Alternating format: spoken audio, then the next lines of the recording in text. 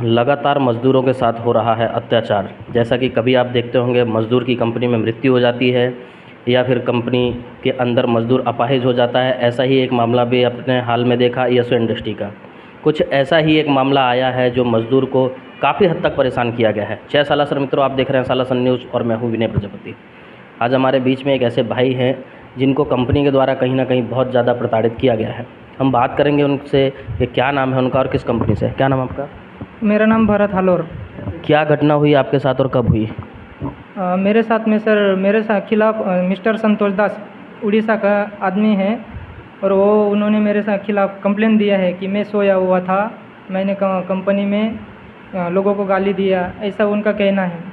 तो अभी मैं उनका कहना मान लेता हूँ, ठीक है मैंने गाली दिया है, लेकिन मैंने उनको गाली दिया था जिन्होंने मेरा कंप्यूटर आईडी लॉक किया था। इस बात के प्रूफ है हमारे साहब एचओडी साहब संदीप चोमल सर और मितेश वटारिया सर आईटी के साहब।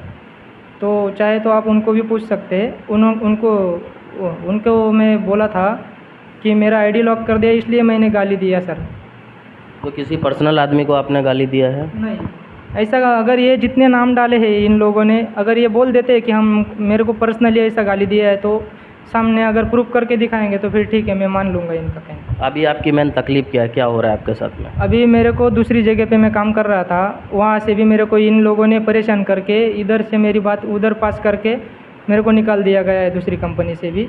अब मेरा पूरा करियर ख़राब हो गया है और मेरे को मतलब कई इंटरव्यू को जाता हो तो वहाँ अभी मेरा काम नहीं होता है। पता नहीं इन्होंने मेरा फार्मा ग्रुप में डाल दिया कि क्या किया है। अब मेरे को पूरा मेरा नुकसान भरपाई चाहिए, नहीं तो फिर मेरे को जान से मारने की धमकी दिया है संतोष कुमार दास ने। उनके खिलाफ़ मैं कार्रवाई करूंगा।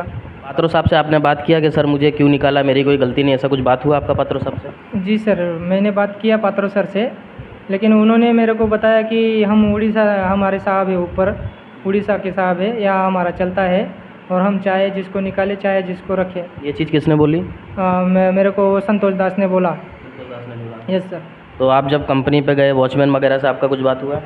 नहीं, वॉचमैन से बात नहीं हुआ सर। वो मेरे को वॉचमैन जो सिक्योरिटी था, मैं उस दिन मोबाइल मांगने के लिए गया, उसका नाम है अशोक। उसको मैं मोबाइल मांगने के लिए गया कि मेरे को 2 मिनट अर्जेंट घर पे बात करना है, तो उसने मेरे को मोबाइल नहीं दिया और मेरे डिपार्टमेंट से बाकी के लोगों को वो बिना गेट पास का मोबाइल देता था। तो मेरे को गेट पास लेने के लिए बोलता है, तो मैं गेट पास 1 मिनट के लिए के गेट पास लेके आया नहीं। तो पात्रो सर वहाँ पे आके गए और उनको बोले कि इनको मारो, बोले इसको इधर लेके जाओ, बोले ऑफिस में। तो पात्रो साहब ने ऐसा बोला मारो इसको? हाँ, ऑफिस में लेके जाओ, एचआर ऑफिस में, ऐसा बोला उन्होंने। तो एचआर ऑफिस में लेके जाने के लिए बोला तो उन्होंने सीधा मेरा गला पकड़ के गला दबा दिया सर। हाँ, अशोक ने। कब की घटना ये 2 महीने बाद, 2 महीने पहले की घटना। तो ये सारी चीज़ें जब चल रही थी तो आपने कंप्लेंट नहीं की कहीं पे? सर, इनका इन्वेस्टिगेशन चल रहा था ना, ये बोले कि हमारा इन्वेस्टिगेशन जब तक ख़त्म नहीं होता तब तक आप कुछ नहीं कर सकते ऐसा। कौन बोला ऐसा? पात्रो सर। लेकिन आप पुलिस स्टेशन गए, कहीं बात किए जाके? नहीं, कहीं पे भी नहीं बात किया सर। वहाँ से आपको निकाल दिया? हाँ। कितने महीने हो गए निकाले हुए? मेरे को अभी वो बोलते हैं कि 1 महीने के पहले ही हमने लेटर दे दिया है ऐसा। मेरे को कुछ आया नहीं है, मेरे पास लेटर बीटर कुछ नहीं। निकाला कब आपको? मेरे को नहीं पता है सर, मैं दूसरी जगह पे ज्वाइन हो गया था, इन्होंने सस्पेंड कर दिया मेरे को। वही आपको सस्पेंड किया तो आप कब निकले वहाँ से? आपको कंपनी के अंदर कब नहीं जाना? हाँ, 29/3/2024 से मैं कंपनी में नहीं गया हूँ सर। 29 मार्च से? हाँ, 29 मार्च से। उसके बाद कहाँ जॉब चालू किया आपने? एक्जिमेट फार्मास्यूटिकल। तो अभी वहाँ पे चालू है जॉब? नहीं है, उधर से भी मेरे को निकाला गया सर। क्यों, रीज़न? रीज़न कोई मैक्लोड के आदमी ने इधर बता दिया मेरे बारे में सर। आपने कोशिश की कंपनी में बात करने की? यस सर, मैं रिक्वेस्ट भी किया था उनको कि मेरे को वापस एक चांस दे दीजिए, लेकिन उन्होंने मेरे को चांस नहीं दिया सर। तो अभी क्या कर रहे हैं आप हाल में? अभी हाल में मैं कुछ भी नहीं कर रहा हूँ, घर पे बैठा हूँ। मैं एक्शन लेने के लिए उनको कल भी समझाने के लिए गया था कंपनी, लेकिन वो बोलते हैं कि आप जो करना है कर लो, बोले। कौन बोलता है? पात्रो सर। हाँ, आपके हिसाब से जो हो सकता है वो करो, बोले।